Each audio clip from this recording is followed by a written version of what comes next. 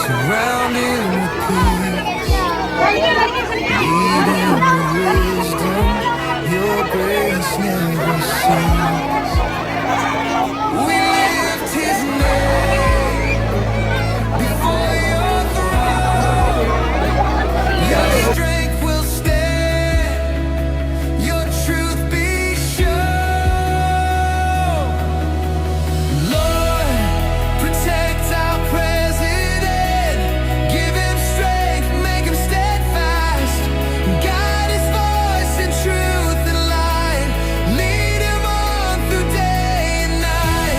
Lord, protect our president, keep him faithful till the end, let his life declare your way, in his service be displayed.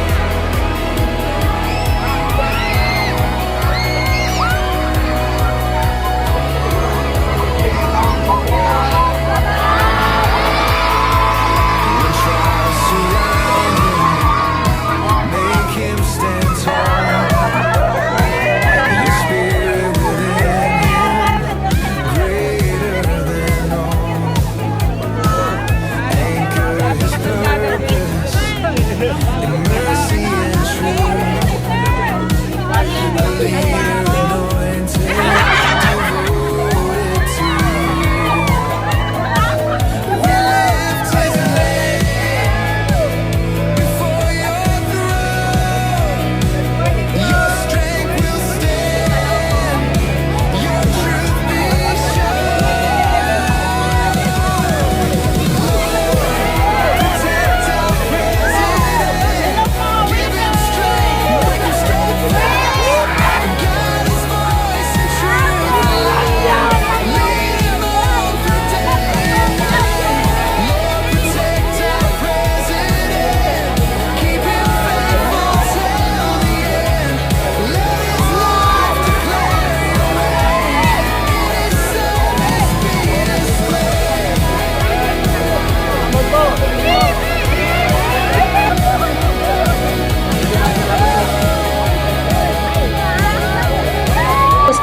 Masaya ako kasi nakita ko si Bongbong Marcos. Ngayon ko lang na personal siya dito sa Carnap. Oo nga, napansin namin kaganina mo talagang nagsisigawan kayo sa nagsisigaw labas. talaga oh. ako, pero nakakabayan ko siya kanina. Wow!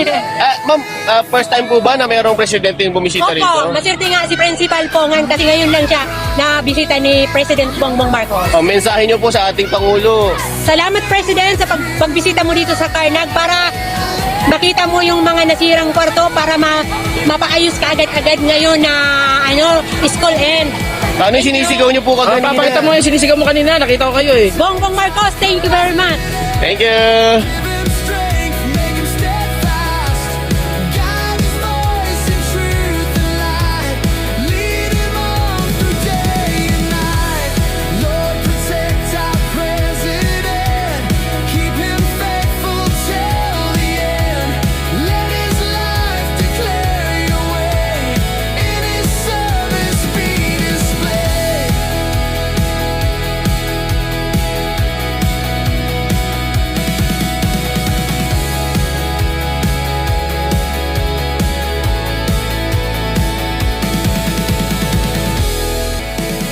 Lord, protect our president, give him strength, make him steadfast, guide his voice in truth and light, lead him on through day and night. Lord, protect our president, keep him faithful till the end, let his life declare your way, in his service be displayed.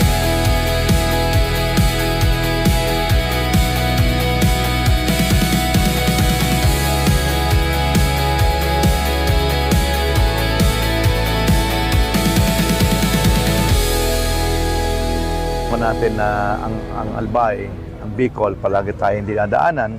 At last Typhoon 1, nag-signal number 4 tayo. Kaya napili natin yung TBE because part ito ng 5 na local area na na-declare na signal number 4. So mamaya, i-report natin yung damage natin, especially yung power, which we are now doing, doing everything para mabalik natin. So to this date, we're about 50 to 55% pa lang. Then of course, the damage to crops natin, damage sa ating mga infrastructure. No? So hindi naman siya kagrabe, pero siyempre kailangan i-report natin para makadagdag sa ating rehabilitasyon. The local government, yung makakaya natin, then hingi tayo ng tulong. Kasi remember, ang budget natin up to the year end pa. No? So hindi natin alam, sana hindi na, baka may pumasok pa. Pero sana wala na. So yan. Ano pong prioridad ngayon ng province po? Ang siguro, ang sa agriculture talaga. Maganda. Yan naman ang aim natin na may balik. Lalo na yung ating mga palay. Kasi we're 85% ngayon sa report ng DA. Sana masustain natin yan.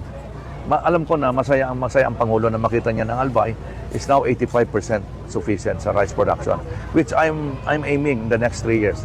Ma-over 100. Pag nag-over 100% tayo, ang ibig yung konsumo natin ay mas sobra na yung production natin. So magandang balita yan. So with this typhoon, siyempre medyo na derail yan. And of course, yung mga pinili natin, yung mga school buildings na pwede makatulong ang ating DPWH. Bob, other than damages, ano mga concern na pwede ka pang madulog kay President? Well, sa ngayon kasi, sabi ang issue na yun yung mga flood control.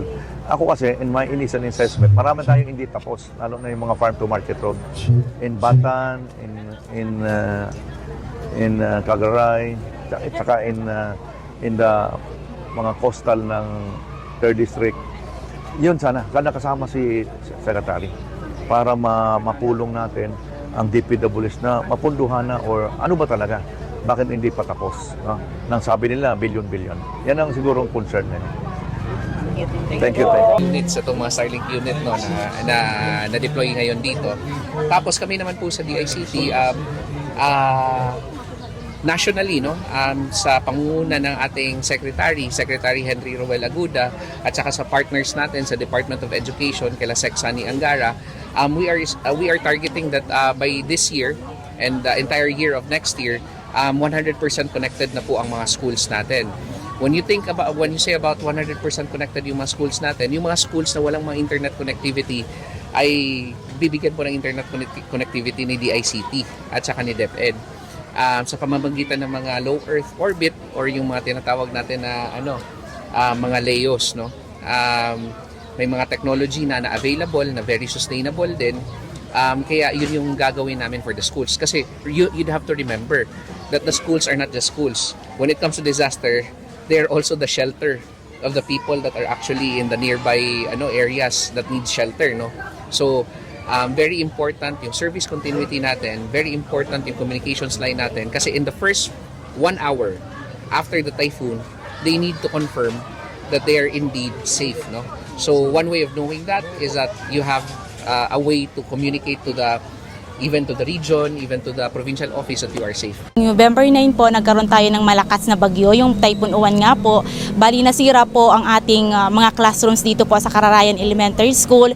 Mayroon po tayong 15 classrooms po na damage. 7 of that po yung major damages po talaga yung nagawa ng typhoon. At mayroon tayo pong 8 na minor damages po. Kaya po hindi po agad nakapasok yung mga bata kasi kinakailangan nating i-clearing muna yung mga linipad na mga yero at kahoy po dito sa palibot ng school. And then bali po nakipag-coordinate tayo sa mga stakeholders like LGU, barangay council, and then sa parents para po talaga totally bago magbalik po yung mga bata, malinis na po yung grounds at safe po sila. Bali meron po kaming 869 total of students po dito sa atin, and then kakasimula pa lang po namin ng pagpasok kahapon, Monday. Nagkaroon po kami ng blended learning since po hindi po kasya yung ating classroom. Yung grade 1 at saka grade 2 po, nagkaroon po ng shifting. Bali po, pang umaga po yung grade 1 natin na klase sila po ang pumapasok, yung grade 2 naman po pang hapon. Yung affected naman pong grade 5, bali po, minerge namin siya sa other sections para po whole day po sila papasok. Hindi naman kami pinabayaan right after nung na-report namin yung number of evacuees namin. Kinabukasan, automatic, nagpadala siya ng 2,000 food packs. And Sa totally damage, mayroon tayong 141 totally damage. Ngayon, magkakaroon nyo ng kitchen kit, family kit, and yung health kit, no? Tapos may cash assistance pa. Malaking karangalan ng sa bayan ng Tiwi na bisitahin ng isang Pangulo na dekado. Saka